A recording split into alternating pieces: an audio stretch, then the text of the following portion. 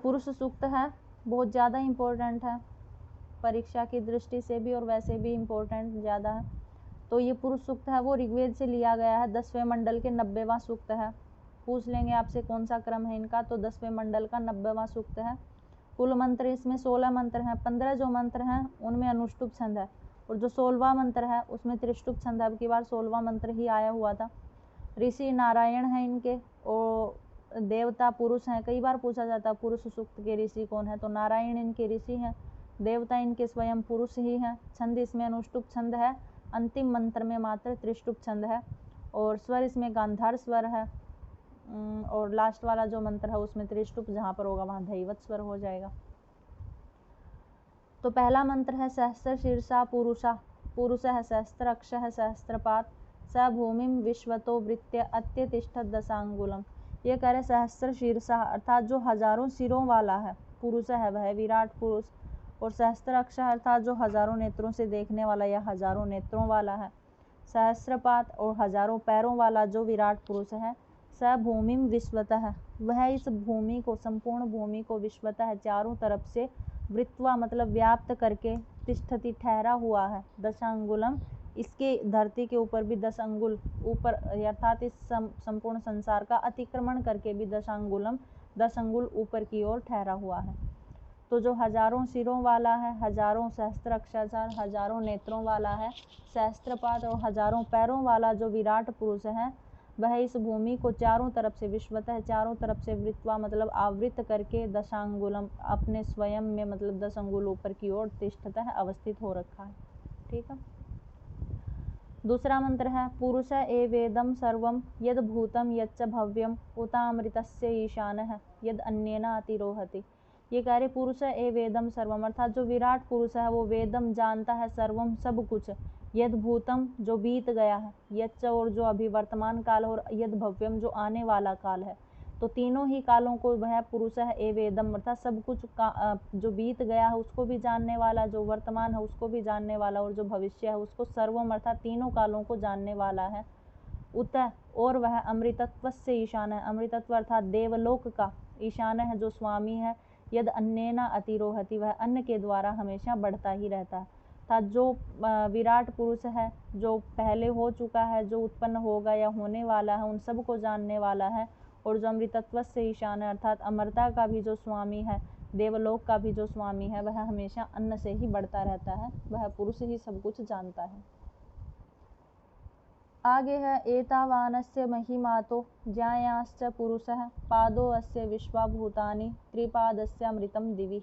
ये करी एतावान, एतावान मतलब जो पीछे बताया गया है कि भूत भविष्य वर्तमान तीनों कालों को जानने वाला है, इतनी उसकी महिमा, तो इतनी उसकी महिमा है कि वह पुरुष सब कुछ जानने वाला है। आगे कहा ज्ञायाश्च पुरुष है, लेकिन उस पुरुष की महिमा तो ज्ञायाश्च इससे और भी अत्यधिक है। जितना हमने पीछे बताया कि वह तीनों कालों को जानने वाला, सब कुछ होता है उसको जानने वाला, अमृतलोक का स्वामी है, इसकी महिमा तो ज्ञायाश्च इससे भी ज़्यादा बढ़ी हुई है या बड़ा है। पादो अस्य विश्वभूतानि, इसके चौथे पाद के एक अंश से, चौथे अंश से विश्वभूतानि से विश्व का निर्माण होता है, अर्थात इस सृष्टि की उत्पत्ति, जगत और प्रलय करता सब कुछ वही है जो इसके पादों अंश मतलब चौथे पाद के अंश से होता है। और आगे कहा त्रिपादस्य अमृतम दिवि ही, और इस विराट पुरुष के त्रिपाद अर्थात जो 3 पैर हैं वो अमृतम अर्थात द्युलोक में, दिवि द्युलोक में मतलब अमृता के लोक में, द्युलोक में अवस्थित है। तो इतनी इस पुरुष की महिमा है। ज्ञायाश्च पुरुष अर्थात ये पुरुष तो इन महिमाओं से भी आगे बढ़ा हुआ है, क्योंकि इसके चौथे पाद के अंश से इस विश्वभूतानि इस विश्व का निर्माण होता है, और 3 पैर जो हैं इसके त्रिपाद अर्थात अमृतम दिवि अमृतलोक में और द्युलोक में आगे जा करके स्थित हो रखे हैं। आगे है चौथा मंत्र त्रिपादूर्ध्वम उदयित पुरुषः पादो अस्य इह अभवत् पुनः ततो विश्वंग व्यक्रामत शासनांसने अभि। ये कहते त्रिपाद ऊर्ध्वम उदयित, जो 3 पैरों से उदयित ऊपर की ओर उठा हुआ पुरुष है वह विराट पुरुष है। और आगे का पादो अस्य, और जो चौथा अंश है पैर का उससे इह मतलब यह संसार अभवत पुनः बार बार उत्पन्न होता है, अर्थात यह संसार है बार बार उत्पन्न होता, बार बार इसका प्रलय होता है। तो 3 पैरों से वह विराट पुरुष ऊपर की ओर उठा हुआ है, और पादो अस्य अर्थात पैर के चौथे अंश से अर्थात चतुर्थांश से यह संसार इह अभवत पुनः मतलब बार बार उत्पन्न और प्रलय को प्राप्त होता रहता है। आगे कहा ततो विश्वंग व्याक्रामत, और उस विराट पुरुष ने ही विश्वंग चारों तरफ से व्याक्रामत मतलब कि अतिक्रमण कर रखा है।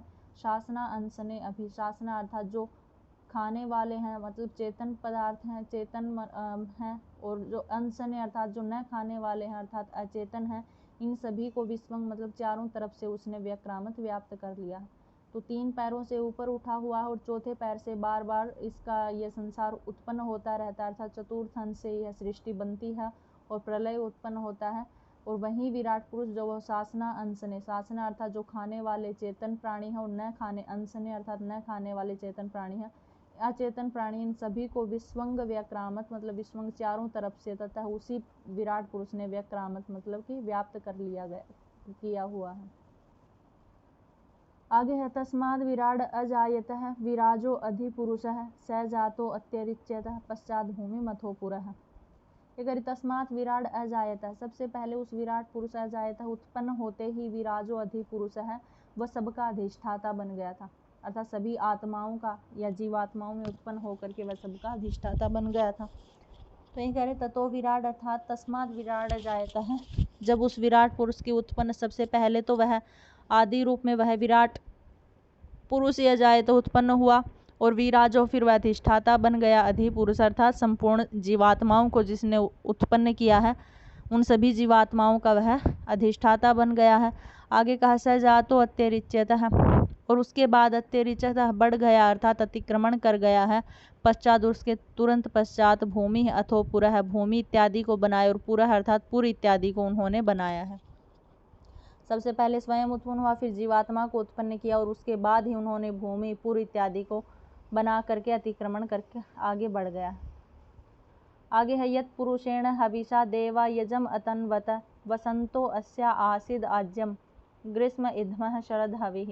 यह कह रही यत् पुरुषेण अर्थात उस पुरुष रूपी जो विराट पुरुष है, हविषा उसका हवि के द्वारा देवा अन्य देवताओं ने यजम अतन्वत है जब यज्ञ किया, अर्थात उस पुरुष रूपी हवि के द्वारा या मानस यज्ञ को जब देवताओं ने किया तो उस यज्ञ में वसंतो अस्य आसीत आज्यम, जो वसंत ऋतु थी वो आज्यम अर्थात घी के रूप में वहाँ पर प्रकटीभूत हुई थी, और ग्रीष्म इधम, और जो ग्रीष्म ऋतु थी वो इधम के रूप में कार्य किया, और उस हवन में शरद अर्थात जो शरद ऋतु थी उसे हवि के रूप में कार्य किया।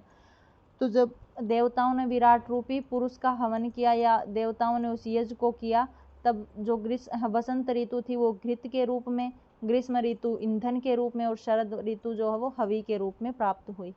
आपसे प्रश्न पूछ लिया जाएगा घी के रूप में कौन सी ऋतु थी, शरद के रूप में, इस प्रकार से।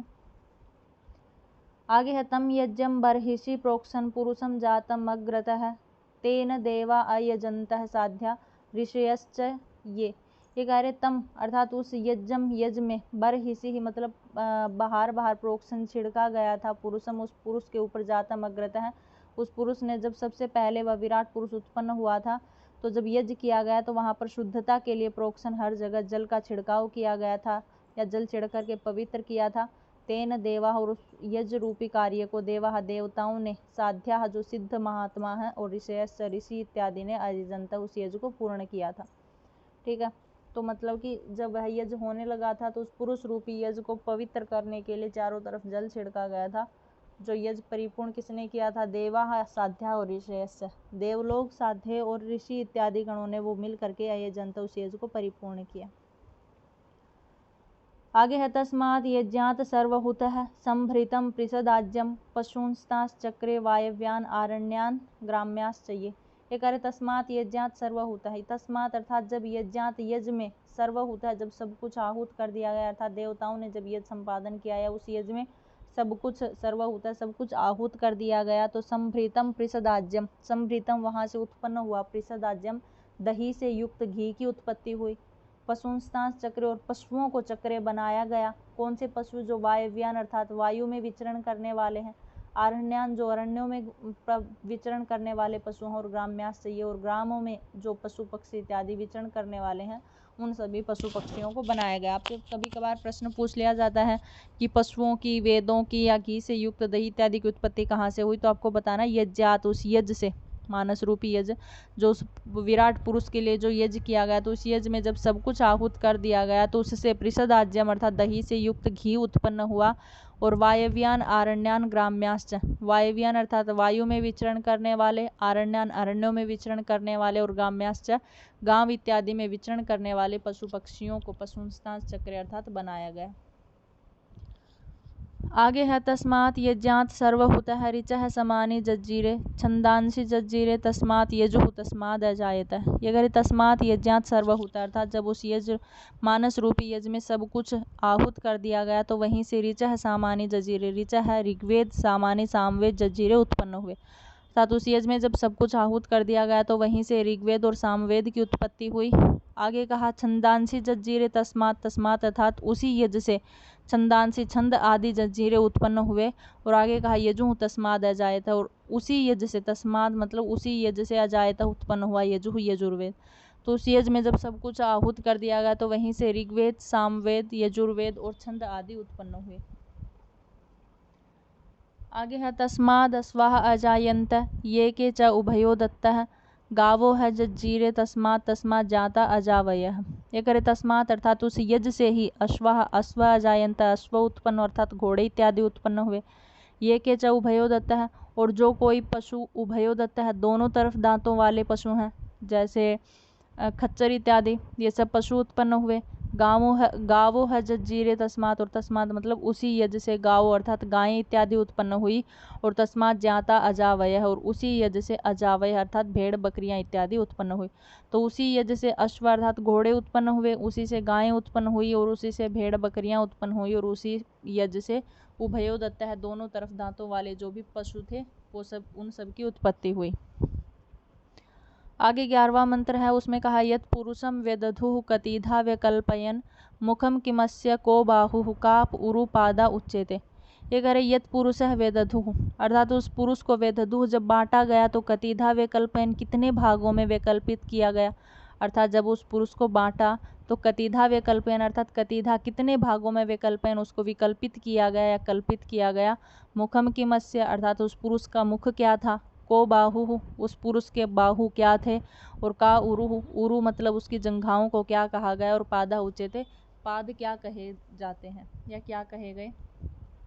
तो अगले में इसका उत्तर दे रहे हैं कि ब्राह्मणों अस्य मुखम आसीत् बाहुराजन्यः कृतः उरु तदस्य यद वैश्यः पदभ्याम शूद्रो अजायतः। एक ब्राह्मणों अस्य मुखम आसीत् अर्थात वह जो विराट पुरुष था उसके मुख को ब्राह्मणों की उत्पत्ति हुई। अर्थात विराट पुरुष के मुख से ब्राह्मणों को कहा गया या ब्राह्मणों की उत्पत्ति हुई। आगे है बाहु राजन्यः कृतः, और राजन्य अर्थात उसकी बाहु मतलब भुजाओं से राजन्य क्षत्रिय धर्म का पालन करने वाले क्षत्रियों की उत्पत्ति हुई। आगे कह रहे हैं उरु तदस्य यद्वैश्यः, और उरु अर्थात उसकी जंघाओं से यद्वैश्यः वैश्यों की उत्पत्ति बताई गई। और पदभ्याम शूद्रो अजायत उसके पैरों से शूद्रो अजायत शूद्रों की उत्पत्ति हुई या शूद्र उत्पन्न हुए। आगे है चंद्रमा मनसो जातः चक्षो सूर्यो अजायत मुखाद इंद्रश्चाग्निश्च प्राणाद वायुरजायत। यह करी चंद्रमा मनसो अर्थात उस विराट पुरुष के मनसो मन से चंद्रमा की उत्पत्ति हुई। आगे कहा जाता है चक्षो सूर्यो अजायत और उसके चक्षु अर्थात चक्षुओं से यानी नेत्रों से सूर्यो अजायत सूर्य की उत्पत्ति हुई। और आगे कहा मुखात उसके मुख से इंद्र अग्निश्चय इंद्र और अग्नि देवता की उत्पत्ति हुई। और प्राणात वायु रजायत है और उस विराट पुरुष के प्राणों से वायु रजायत है वायु की उत्पत्ति हुई। तो उनके मन से चंद्रमा की उत्पत्ति हुई, उनकी चक्षु अर्थात आंखों से सूर्य की उत्पत्ति हुई, मुख से चंद्रमा और अग्नि की उत्पत्ति हुई और प्राण से उसकी वायु की उत्पत्ति हुई। तो देखो मुख से पहले ब्राह्मण भी उत्पन्न हुए हैं और इंद्र और अग्नि दोनों देवता उत्पन्न हुए हैं। ठीक है, आगे है नाभ्याम आसीद अंतरिक्षम शीर्षणो द्यौः समवर्तत पदभ्याम भूमिर्दिशः श्रोत्रात् लोका अकल्पयन्। ये करे नाभ्याम आसीद अंतरिक्षम, नाभ्याम अर्थात उस विराट पुरुष की नाभि से अंतरिक्षम आसीद अंतरिक्ष की उत्पत्ति हुई। और आगे कहा शीर्षणो द्यौः समवर्तत, शीर्षणो अर्थात उस विराट पुरुष के सिर से द्यौः समवर्तत द्युलोक की उत्पत्ति बताई गई। और आगे कहा पदभ्याम भूमि पैरों से भूमि की उत्पत्ति हुई। दिशा और दिशाओं श्रोत्रात मतलब उसके श्रोत्र से या उसके करणों से दिशाओं की उत्पत्ति हुई तथा इसी प्रकार से लोका कल्पयन इस संपूर्ण लोक की उत्पत्ति हुई। तो विराट पुरुष की नाभि से अंतरिक्ष लोक की उत्पत्ति बताई गई और शीर्षणों अर्थात उसके सिर से देवलोक की उत्पत्ति हुई पैरों से भूमि की उत्पत्ति हुई और उसके श्रोत्र से दिशाओं की उत्पत्ति हुई। इस प्रकार से लोकाकल्पयन, इस संपूर्ण लोक की स्थापना हुई या रचना हुई। आगे है सप्तस्य आसन परिधयः त्रिसप्तः समिधः कृता देवा यत यज्ञम तन्नवानः अबध्नन् पुरुषं पशुम। ये करी देवा यत यज्ञम अर्थात देवताओं ने यत यज्ञम उस यज्ञ को तन्वाना जब किया तो अबध्नन पुरुषम पशु अर्थात उस पुरुष रूपी पशु को जब अबध्नन बांधा तो उससे सप्तासन परिधय है 7 प्रकार की परिधियां बनाई गई। 7 प्रकार की परिधियां बनाई गई और आगे कहा त्रिसप्तः समिधा कृता और त्रिसप्तः अर्थात 7 को 3 से गुना करने पर 21 प्रकार की समिधा कृता 21 प्रकार की समिधाएं वहां पर बनाई गई। तो जब ये देवताओं ने यज्ञ को संपूर्ण किया, ये यज्ञ का तनवाना विस्तार किया तो उस विराट पुरुष को अबध्नन जब बांधा तो वहाँ सप्तासन परिधय है 7 प्रकार की परिधियां बनाई गई। 7 प्रकार की परिधियां बोलते हैं 7 छंदों को, गायत्री आदि जो छंद है तो वो 7 प्रकार के छंद होते हैं, तो 7 प्रकार की परिधियां बनाई। और त्रिसप्तः समिधा कृता 7 3 गुने 21 प्रकार की समिधा कृता 21 प्रकार की समिधाओं का वर्णन किया गया। तो 21 प्रकार की समिधाएं यहाँ लिखी हुई हैं, आप देख लेना। 21 यहाँ पे 21 त्रिसप्तः अर्थात त्रिगुणीकृत है सप्त संख्या का।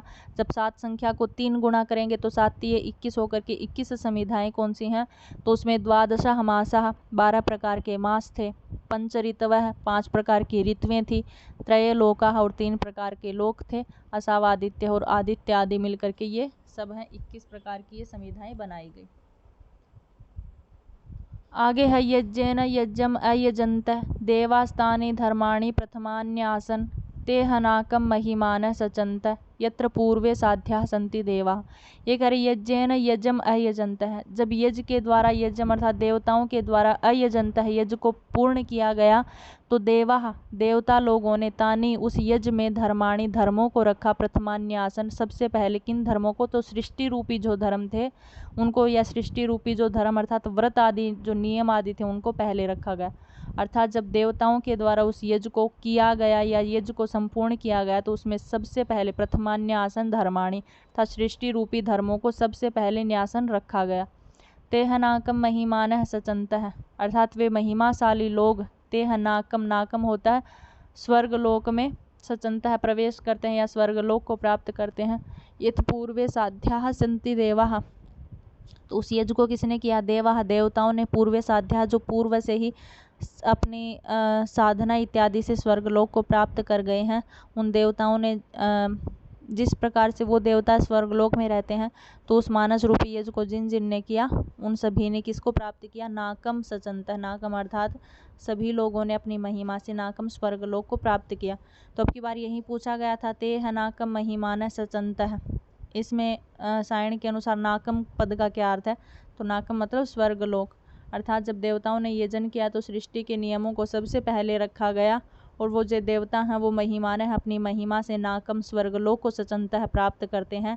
जिस स्वर्गलोक को पूर्व अर्थात पूर्व समय में साध्या संति देवा सिद्ध महात्माओं ने और देवा पहले के देवता लोगों ने जो प्राप्त किया है वहीं इस यज्ञ को करने वाले देवताओं ने प्राप्त किया।